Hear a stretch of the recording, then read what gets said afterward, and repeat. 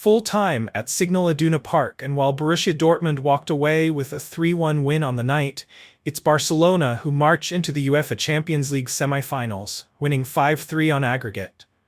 But let's not kid ourselves, this was far from vintage Barcelona. From the very first whistle, Dortmund looked like the only team up for a fight. Guirassi's second goal early in the second half had the home crowd dreaming, and even though Benzabini's own goal briefly gave Barcelona breathing room, Dortmund's relentless pressure never let up. Guirassy would go on to seal his hat-trick, exposing glaring issues in Barca's defense. Again. And let's be honest, Barcelona were poor. Not just tonight, but even in their recent La Liga outings against Betis and Leganés, they've looked flat. Players like Raphinha and Yamal, who's been a bright spark all season, had a game to forget.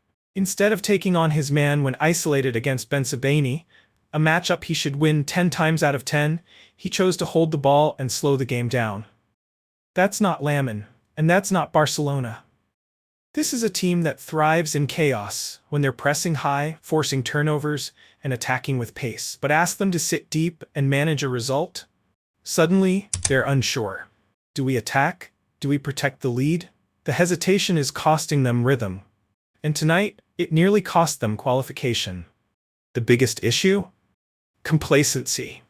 After that emphatic 4-0 win in the first leg, it felt like Barcelona believed the job was done, as if all they had to do was show up, put on the kit, and stroll into the semis. But this is the Champions League, and Dortmund were ready to make them pay. This high defensive line that Flick insists on? It's risky. It creaked and groaned tonight under Dortmund's pressure.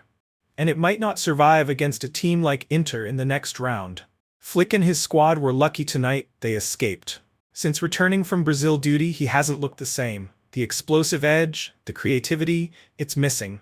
And when Raphinha struggles, so does Barcelona. Without his threat, everything shifts to Lamine Yamal, and when he's off form too, it's no surprise Barca generated just 0.49 xG. The midfield failed to control the tempo, the front four were flat, and defensively, it was chaos. This was a warning shot, a big one. Segment 5, final thoughts, moving forward. Barcelona are through. Yes. But if they carry this mindset into the semi-finals, especially if it's Inter Milan on the other side, they won't survive. Tonight has to be a wake-up call. The Champions League doesn't reward arrogance, it punishes it. For Hansi Flick and this young, talented Barca squad, it's a harsh lesson. But it might just be the one they needed. Because from here on out, the margin for error is gone. Outro. Powerful and reflect. Barcelona advance, but they've been exposed. The question now is simple. Will they learn in time, or will the Champions League punish them next time around?